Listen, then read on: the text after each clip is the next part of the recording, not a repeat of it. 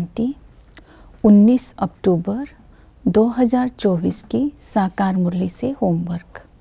आज की मुरली से हम लक्ष्य लेंगे विश्व का मालिक बनने के लिए संपूर्ण निर्विकारी बनने का पुरुषार्थ करना है। आज हम स्वमान लेंगे, मैं निर्बंधन आत्मा हूँ। मन मना भव की स्थिति के द्वारा बाप की याद से सर्व बंधनों से मुक्त मैं निर्बंधन होकर संपूर्ण निर्विकारी बनती जा रही हूँ। आज की मुरली से हम चिंतन करेंगे निर्बंधन आत्मा की विशेषताएं क्या होती है। संपूर्ण निर्विकारी बनने के लिए याद की यात्रा, वैराग्य, श्रीमत और नॉलेज, इन 4 बातों को बुद्धि में रखेंगे। याद की यात्रा के लिए आज की मुरली में बाबा ने कहा कि तुम्हें बाप को और राजाई को याद करना है। बाप को याद करना है, चलते फिरते उठते बैठते याद की यात्रा में रहना है, क्योंकि याद की यात्रा जब होगी तो योग का बल जमा होगा। योग का बल जमा होगा तब हम विश्व में शांति की स्थापना कर सकते हैं। हम पुण्य आत्मा बन सकते हैं, जन्म जन्मांतर के पापों को भस्म कर सकते हैं और 21 जन्मों के लिए जब पुण्य आत्मा बनना है और हम निरोगी बनना है, रावण पर जीत पानी है, तो योग का बल जमा करने के लिए, निरंतर याद करने के लिए सदा ही खुश रहना है। अगर हम खुश रहते हैं तो निरंतर याद हो सकती है। खुश रहने की विधि है, जो उदासी है उसको अपना गुलाम बनाना है। चेहरे पर कभी भी उदासी नज़र ना आए, इस बात पर अटेंशन देनी है। याद की यात्रा निरंतर रखकर योग का बल तभी जमा कर सकते हैं अगर पवित्रता की धारणा होगी।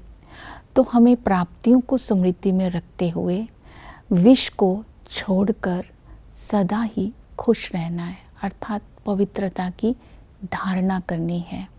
तो ये खुशी, ये पवित्रता की धारणा हमारी निरंतर याद की यात्रा रखने में सहयोग देंगे। और याद करने की जो भिन्न भिन्न विधियां बताई है, पहली विधि बाबा ने बताई कि अपने को आत्मा समझ मुझे याद करो। जब तक आत्माभिमानी नहीं होते तब तक बाप की याद नहीं रह सकती। तो ये अभ्यास करना है, मैं आत्मा हूँ, मैं शरीर नहीं हूँ, मैं आत्मा ही 84 जन्म ले पाठ बजाती हूँ। अब अंतिम समय है, मुझे घर जाना है। बार बार ये अभ्यास करने से ही हम सोल कॉन्शियस होंगे। तो इसीलिए दूसरी विधि जो है बाप की पहचान। जब हम सोल कॉन्शियस होंगे तो बाप की पहचान स्वतः ही बुद्धि में आएगी, क्योंकि हमारे लिए पुरुषोत्तम संगम पर बाप इनमें प्रवेश करते हैं और हम बच्चों की पालना करते हैं। इस संगम पर वो बाप भी है, टीचर भी है, सतगुरु भी है, ये निश्चय रखना है। पिता के संबंध से हम विश्व की बादशाही का वर्षा लेते हैं। वो टीचर बन करके हमें राजयोग की पढ़ाई पढ़ाते हैं। इस पढ़ाई को पढ़ने से ही हम विश्व का मालिक बनते हैं। इस पढ़ाई में एम ऑब्जेक्ट सामने है। इस पढ़ाई से हम लक्ष्मी नारायण जैसा बनते हैं। तो इस पढ़ाई में बाबा हमें पढ़ाता है, ये नशा बुद्धि में रहना चाहिए और एम ऑब्जेक्ट बुद्धि में रहनी चाहिए। और ये नई दुनिया का मालिक बनने की पढ़ाई है, इस खुशी में रहना होगा। तो हम पढ़ाई अटेंशन से पढ़ेंगे। तो तीसरा है सतगुरु। सतगुरु इस संगम पर आकर के हमें नरक से स्वर्ग में लेकर के जाते हैं, रौरव नरक से निकाल कर स्वर्ग में लेकर के जाते हैं।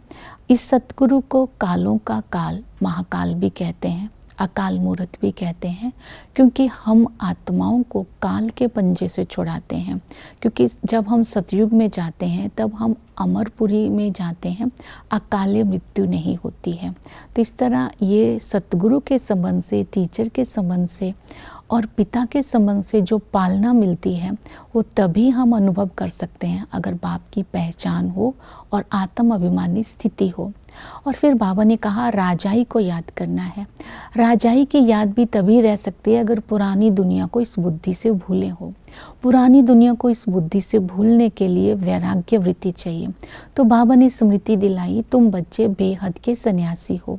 इस समय ये सारी दुनिया का विनाश होना ही है, सभी की वानप्रस्थ अवस्था है। तो बाबा ने कहा बॉम्ब्स की तैयारी हो रही है, विनाश की तैयारी हो रही है, बॉम्ब्स बनाए जा रहे हैं, साइंस बल विनाश करेगी। और इसके साथ साथ जो नेचर है, नेचुरल क्लैमिटीज़ हैं, 5 तत्व हैं, प्रकृति है, वो भी विनाश में मददगार बनते हैं। तो ये प्रकृति तुम्हारी गुलाम बन जाती है। इस तरह अभी ये विनाश की बातों को बुद्धि में रखना है। तब बाबा की ये श्रीमत को बुद्धि में रखना है कि अभी हमें संपूर्ण बन करके ही हमें संपूर्ण दुनिया में जाना है। तो इस पुरानी दुनिया को हमें बुद्धि से भूल जाना है। इसी को ही बेहद का सन्यासी या वैरागी कहेंगे। अपनी राजाई को स्मृति में रखना है। तो इस तरह बाबा ने बेहद का वैराग्य कराया। और इसके साथ साथ बाबा ने श्रीमत पर अटेंशन दिलवाई कि श्रीमत पर चल सतयुग का मालिक बनना है। तो पहली श्रीमत बाबा ने दी कि अपने आप को ट्रस्टी समझो। ट्रस्टी समझना अर्थात जो भी घर गृहस्थ संभालते हुए अपने को हल्का समझना, उसके बोझ से मुक्त रहना और इस स्वमान में रहना। मैं ट्रस्टी हूँ, निर्बंधन बन उड़ती कला के द्वारा सेकंड में स्वीट होम जाता हूँ। जितना हम अपने को ट्रस्टी बनाएंगे उतना ही हम बेहद के वैरागी भी बनेंगे, उतना बाबा की श्रीमत का पालन भी कर सकेंगे।